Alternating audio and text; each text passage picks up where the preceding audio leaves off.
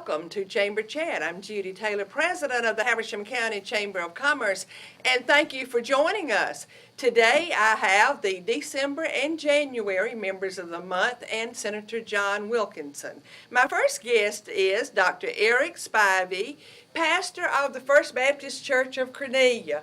Welcome, Eric. Judy, it's so good to be with you again. Yes, that's right, because you've been on here before. We have. Yes.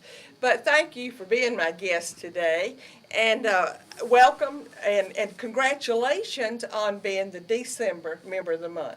That was such a great honor. Surprised us some, but it was just a wonderful honor to be recognized in the community for the long heritage of our church and the impact our church makes in our community. Well, that's exactly why we recognized you. That's great. But Eric, you have now been with the First Baptist Church for 2.5 years. Yes. I can't believe it. I know. But you have, and tell us who First Baptist Church is. Tell us about who First Baptist Church is, and what makes. And I'm going to say us because, Eric, I'm your member. That's right. So what makes us unique in this community?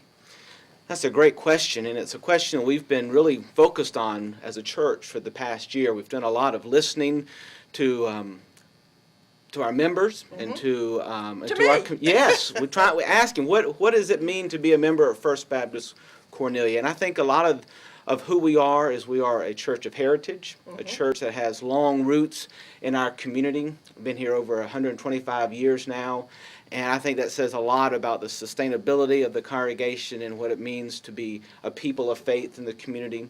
I think we are a multi-generational congregation, which means we've got grandchildren and grandparents worshiping and ministering side by side together. We are a church that enjoys tradition and liturgy and worship, and it comes across in just a wonderful high worship experience where we every week come to worship seeking God's presence and seeking to be surprised by the Spirit of God.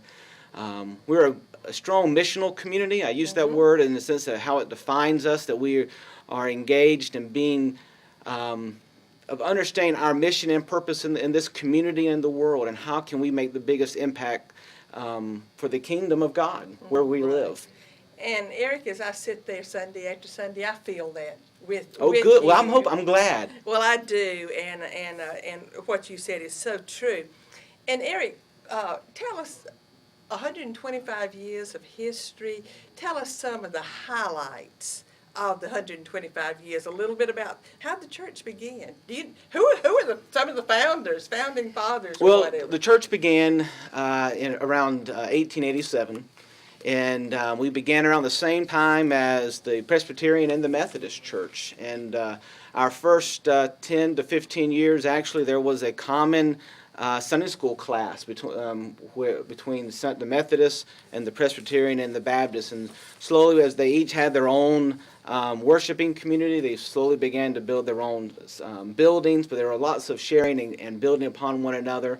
And then slowly the congregation took off on its own and built their first solid building around the 1915 time frame. It was a circled church. It's square, right there across the street from the fire station, and right there on the corner there. And then that was our place of worship for a long time. And then in 1969, we built the present sanctuary. We turned the sanctuary to face the highway, and the church.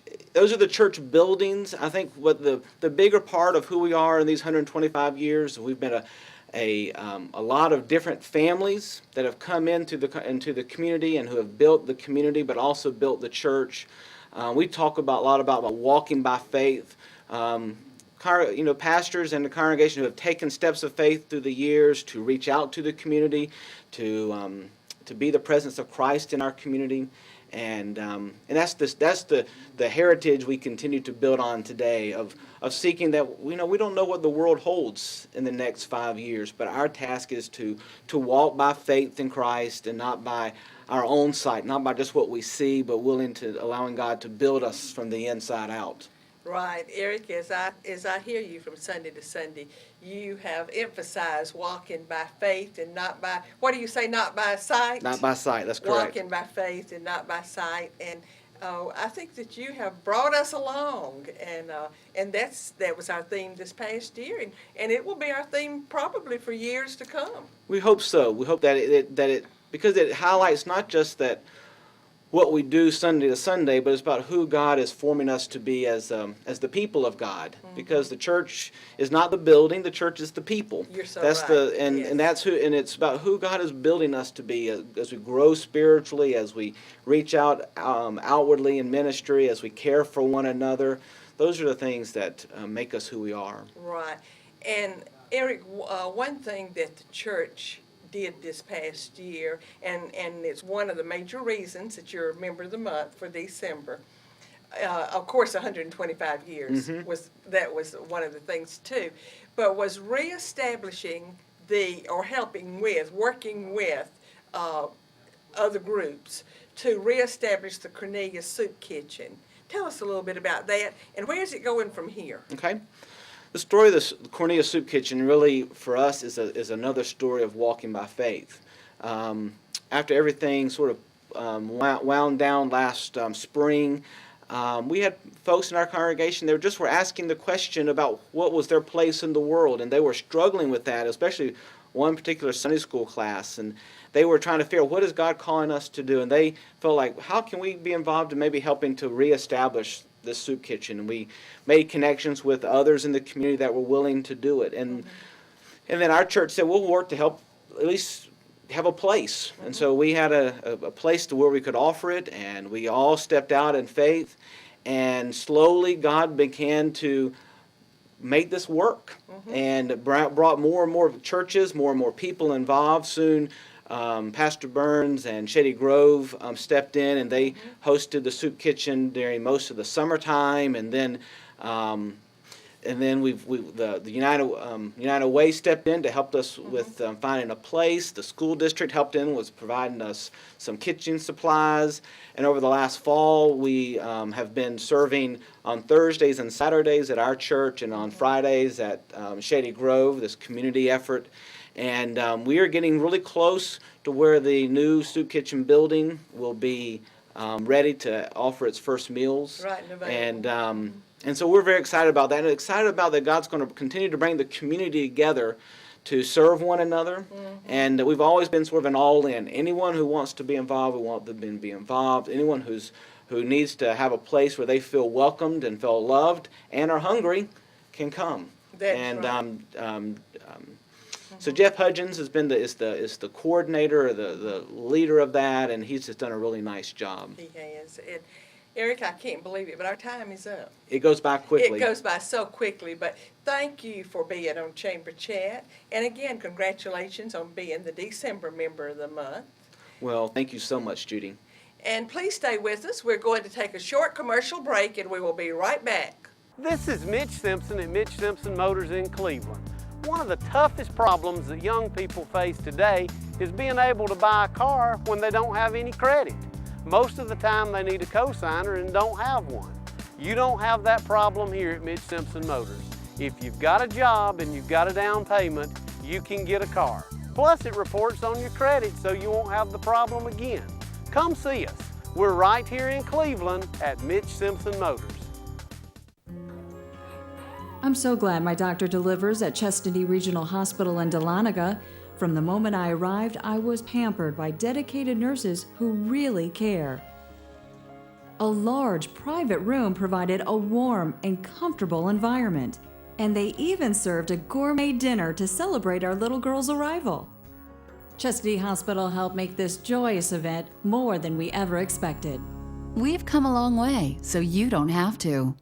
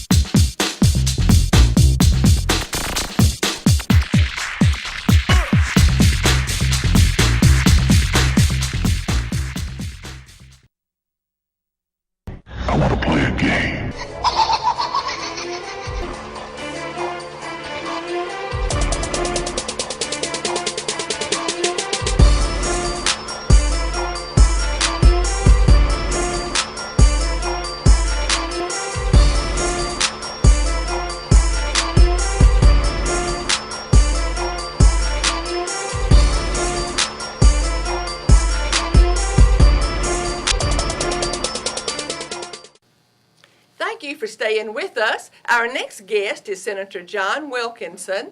And welcome, Senator Wilkinson. Thank you, Judy. It's a pleasure to be with you today. Well, I do appreciate your taking the time to be on here because I know how busy you are, and January is getting things started, so you're really busy in January.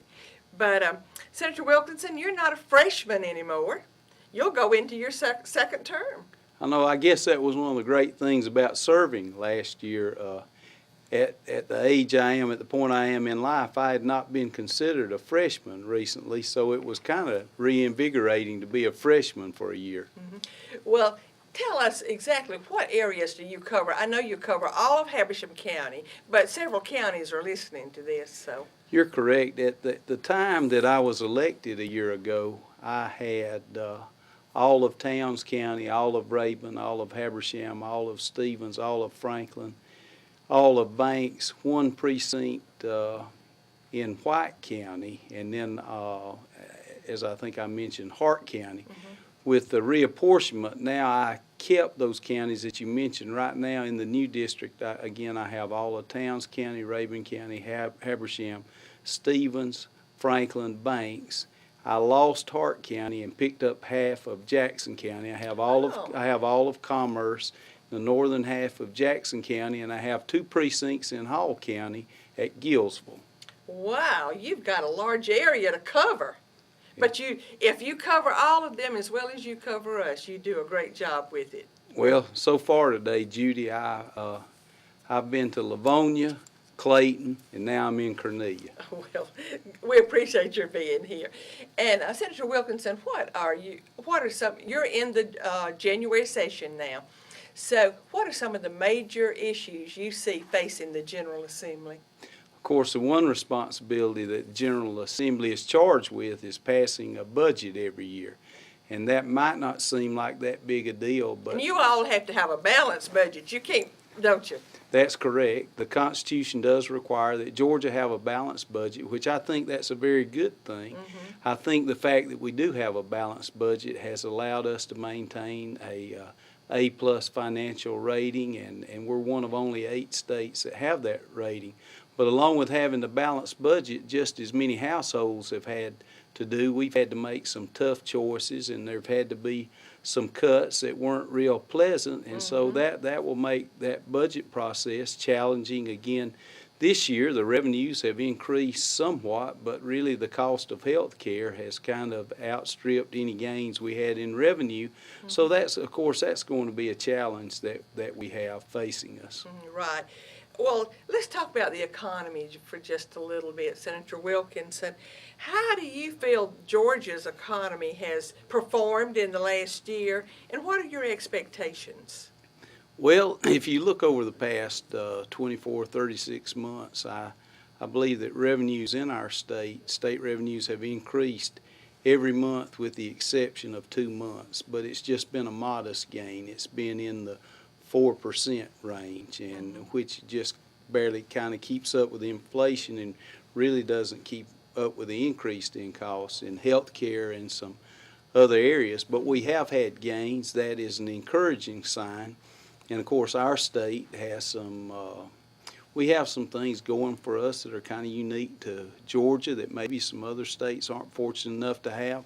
We have the 4th busiest port in America at Savannah. At Savannah, okay. And we have the airport in Atlanta. And of course, our highways have been rated 3rd in the nation. So we have a good infrastructure for business, and as the national economy turns around, I think Georgia's in a good position to kind of be ahead of the curve on the increased revenues. Well, you know that the governor spoke at the Chamber's annual meeting, and he talked a lot about the port at Savannah and the impact that it has on the entire state of Georgia as far as the economic impact. But let's talk a little bit about some changes in the Senate leadership. What changes have taken place since last year? Are you know about these yet? Or? Well, some of the changes, of course, the committee assignments and the chairmanships will not be made until next week when the session begins.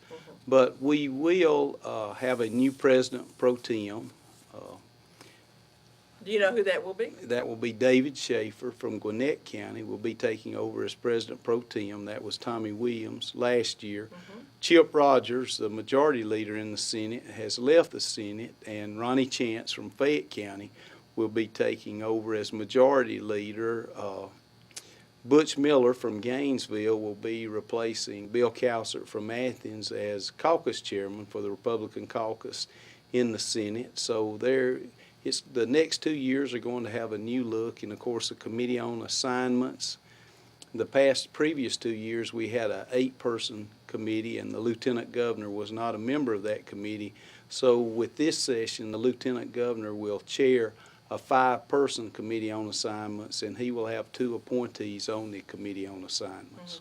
Do you know what committees you will be on yet? If I'm not mistaken, last year you were on the Agricultural Committee, is that right? I was Secretary of the Agriculture Committee. I served on the Education Committee, the Health and Human Services Committee, and the Economic Development Committee.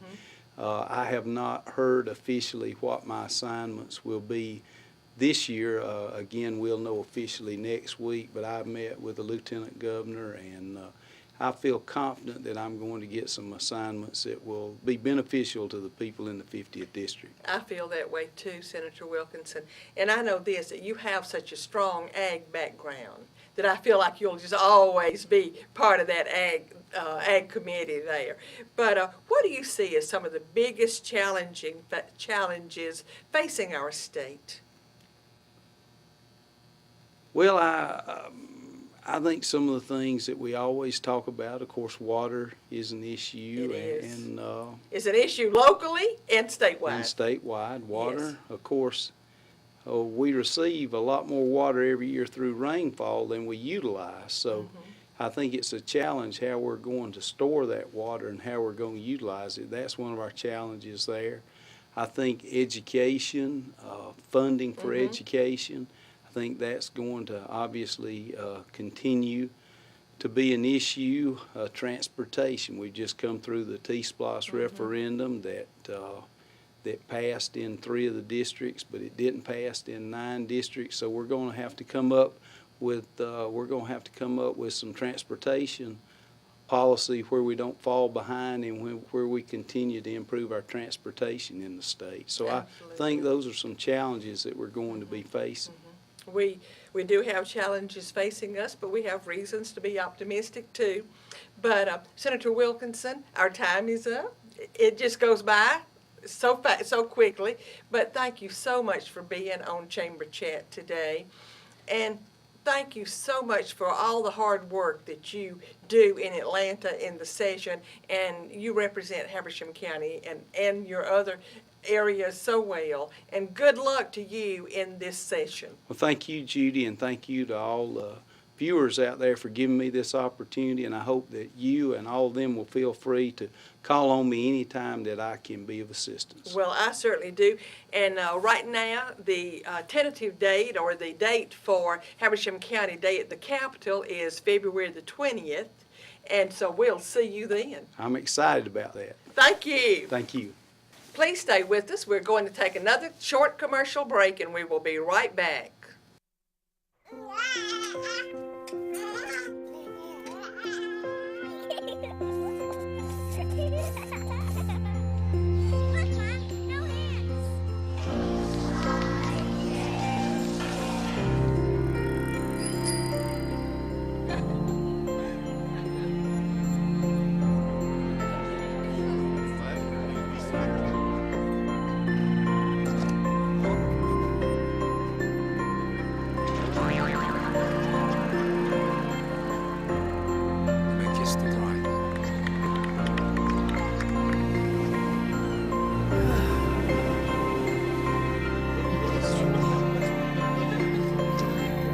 A full life, measured in seats, starts with the right ones early on.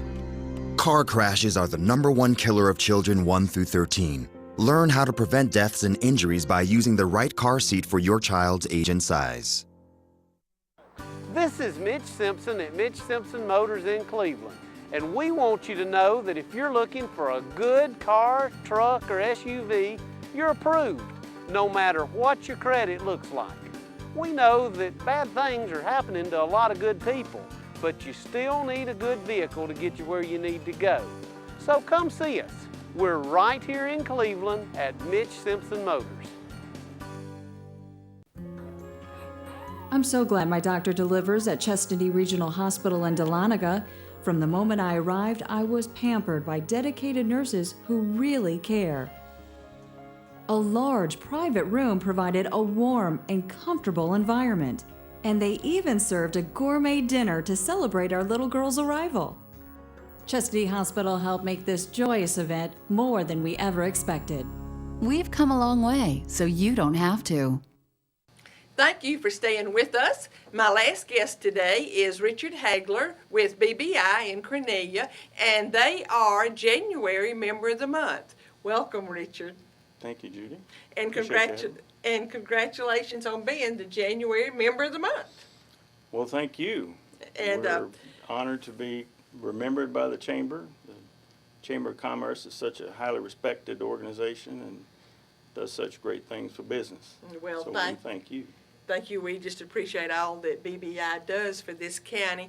And Richard, BBI is fairly new to Habersham County, and you moved your business up here a few years ago. Tell our audience when you did move up here, where you moved up here from, what brought you up here. But we sure are glad you're up here. Well, thank you. We're originally from Hall County. In 2005, we started looking at the business and the facilities we had and realized that we didn't have enough manufacturing space.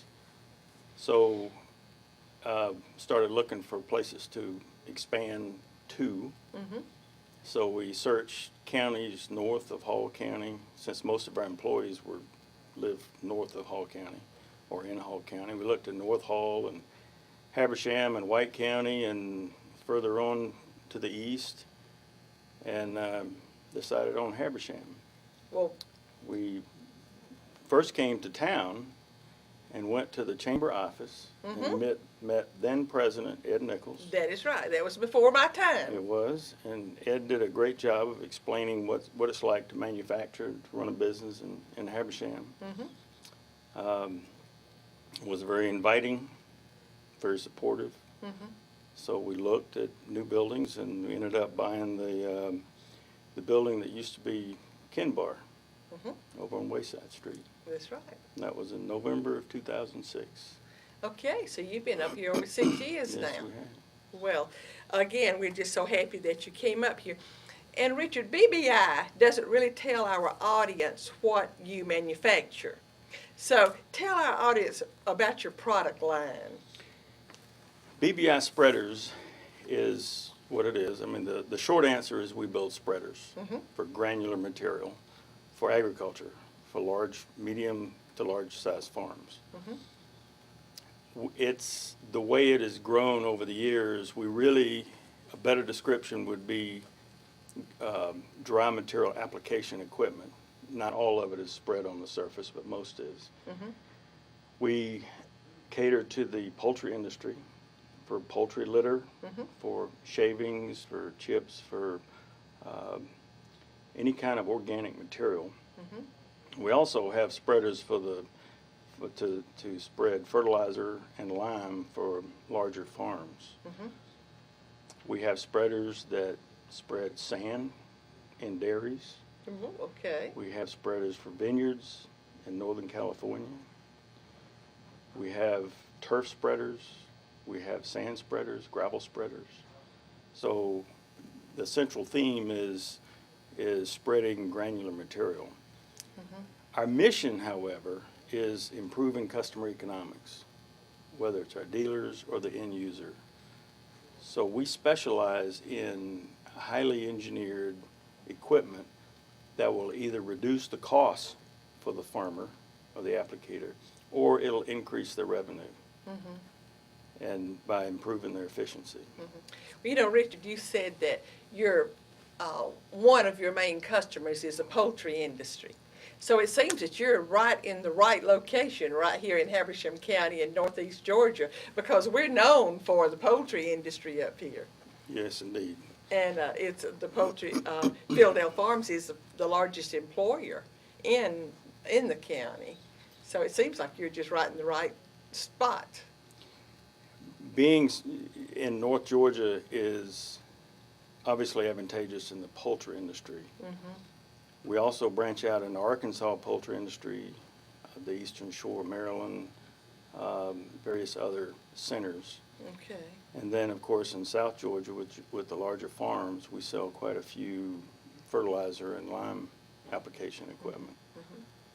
Well, Richard, I know that you have recently expanded and moved into a building in the Airport Industrial Park. You have 2 facilities here in Habersham County now. Tell us about this expansion. About 3 years ago, when the economy started to decline, we started looking at ways of diversifying. We formed a new company called BBI Fabricators. This company specializes in contract manufacturing, specifically precision welding and assembly. And it was housed in one of our buildings on Wayside Street. But over the last year, both companies have grown and really outgrew that facility. That's good.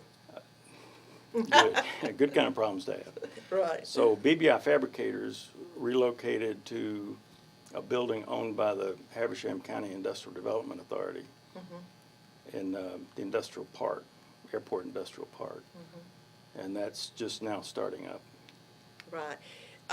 And tell us a little bit about your exports. You do export. You've already said that you do. And export is probably a big market for you. Our primary business is in North America, but the opportunities for us are abroad as well as North America. Actually, the first piece of equipment that was shipped out of our facility on Wayside Street was shipped to mainland China into a dairy.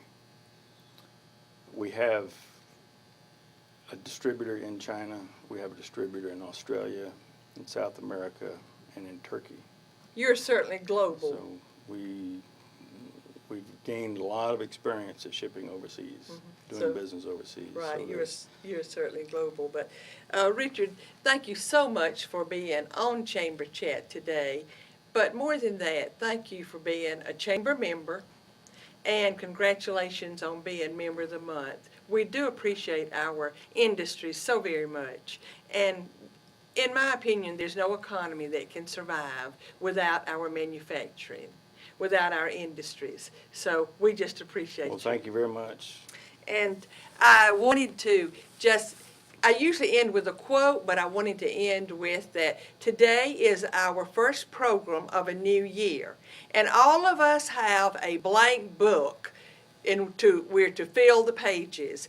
And I hope that all of you fill your pages with happy and prosperous entries.